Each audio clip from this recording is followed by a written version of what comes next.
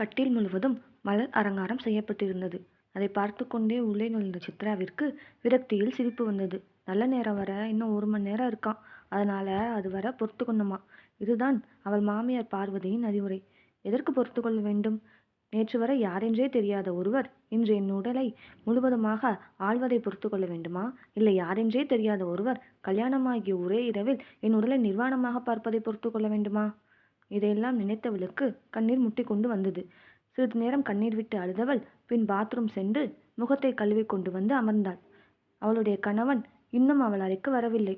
ஒருவேளை 1 மணி நேரம் கழித்துத்தான் வருவானோ என்னவோ என்று நினைத்து கொண்ட சித்ரா அமைதியாக கட்டிலில் அமர்ந்திருந்தாள். அவள் மனம் மட்டும் பழைய நினைவுகளை நோக்கி சென்றது. அப்பா, நான் தான்ப்பா எங்கள் கிளாஸ்லேயே ஃபர்ஸ்ட் மார்க். அது மட்டும் இல்லை, மேக்ஸில் 100க்கு 100 என்று தன் 8 வயது மகளிடம் பொட்டப்பிள்ளை படித்து என்னத்தை கிழிக்க போற? ஒரு வீட்டில் போய் 10 பாத்திரம் தேய்க்கிறதுக்கு இதெல்லாம் தேவையில்லை. ஒழுங்கா வீட்டு வேலை செய்ய கற்றுக்க என்று கூறிவிட்டு சென்றார் அவர் தந்தை. ஆனால் இதே தன்னை விட 3 வயது இளையவனான தம்பி ராஜா வெறும் 30 மார்க் எடுத்ததற்கே அப்பா அப்படி புகழ்ந்ததை நினைத்த சிறு பெண்ணா சித்ராவுக்கு அது ஏன் என்று அப்போது புரியவில்லை. ஆனால் பெரியவள் ஆக ஆக தன் தந்தையின் உண்மையான குணமும் தன் தாயை அவர் கேவலமாக நடத்தும் விதத்தையும் பார்த்த சித்ராவிற்கு தந்தை மீது வெறுப்புதான் வந்தது. அந்த வயதில் அவளால் செய்ய முடிந்தது அப்பா அம்மாவை பார்த்து கத்தும்போது அழுது கொண்டே தாயின் அருகில் நிற்க முடிந்தது மட்டுமே. அதனாலேயே பெரியவளாகி படித்து நல்ல வேலையில் சேர்ந்து தன் தாயை தன்னுடனே கூட்டிச் சென்று விட வேண்டும் என்றுதான் கனவாக கொண்டிருந்தாள். சித்ரா இயல்பிலேயே நன்றாக படிக்கக்கூடிய பெண். அதிலும் கணக்கில் அவள் படிக்கில்லாடி. 10ஆம் வகுப்பு தேர்வில் அவள் படித்த பள்ளியிலேயே முதல் மாணவியாக வந்தாள். அதை அனைவரும் பாராட்டி தள்ளினர். ஆனால் தந்தை ராமச்சந்திரனோ அவளை பாராட்டி ஒரு வார்த்தை கூட கூறவில்லை. ராமச்சந்திரா, உன் பொண்ணு அசத்திட்டா. 500க்கு 480 பெரிய மார்க்கு. நீ வேணா பாரேன், உன் அரிசி முல்ல அவ தான் நடத்த போறா என்ற பக்கத்து வீட்டு மாமாவிடம், அதெல்லாம் பொண்ணு எவ்வளோ படித்தாலும் அவங்களால வெளி வேலையெல்லாம் செய்ய முடியாது. அதுக்கு தான் சிங்கக்குட்டி என் மையன் இருக்கானே, அவன் பார்த்துக்குவான். நான்லாம் என் அப்பா மில்லை பெருசாக தான் ஆக்குனேன். என் பையன் ஒரு மில்ல 4 மில்லு ஆக்க போறான் பாரேன் என்று அவரிடமும் தன் மகன் புராணத்தை பாடினார்.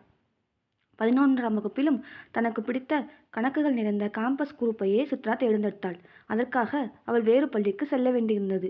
இதுவரை அவள் படித்தது பெண்கள் பள்ளியில். இப்போது அவள் கோயட் பள்ளிக்கு செல்ல வேண்டியிருந்தது. அதற்கே அவள் தந்தை பேயாட்டம் ஆடினார். பசங்க படிக்கிற பள்ளிக்கூடத்தில் படித்தா லவ் கிவ்னு வந்து நிற்பா. அப்புறம் என் மான மரியாதை என்ன ஆவறது? ஒழுங்கா பொண்ணுங்க படிக்கிற பள்ளிக்கூடத்தில் படிக்க சொல்லு என்று கத்தினார். காதல் செய்ய வேண்டும் என்று நினைத்தால் அதை தான் எங்கு இருந்தாலும் செய்ய முடியும் என்பதை இவருக்கு யார் புரிய வைப்பது என்று நினைத்து கொண்டாள் சித்ரா. கடைசியில் அழுது அடம்பிடித்து 2 நாள் உண்ணாவிரதம் இருந்து இறுதியாக அம்மா தலையில் சத்தியம் செய்து தான் எந்த தவறும் செய்ய மாட்டேன் என்று கூறிய பிறகே அவளால் அந்த பள்ளியில் சேர முடிந்தது. அந்த பள்ளியில் அவளுக்கு கிடைத்த உயிர் தோழர்கள் தான் சண்மதியும் பாலாவும். இருவருமே சித்ரா வருவதற்கு முன்பு நல்ல நண்பர்களாக இருந்தவர்கள். இப்போது சித்ராவையும் அவர்களோடு சேர்த்து கொண்டனர். மூவருமே நன்றாக படிக்கக்கூடியவர்கள். மூவரும் தங்களுடைய கஷ்டங்களையும் சந்தோஷங்களையும் தயங்காமல் பகிர்ந்து கொள்ளக்கூடியவர்கள். பாலாவிற்கு தந்தை இல்லை. அவள் அம்மா தான் கூலி வேலை செய்து அவளை படிக்க வைக்கிறார். சண்மதியின் தந்தை மாநில அரசாங்க வேலை செய்பவர். அவருக்கு 3 பெண்கள். அதில் மூத்தவள் தான் சண்மதி.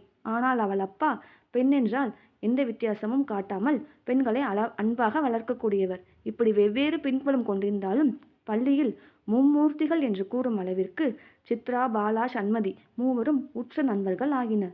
பள்ளியில் தொடங்கிய நட்பு கல்லூரியிலும் தொடர்ந்தது.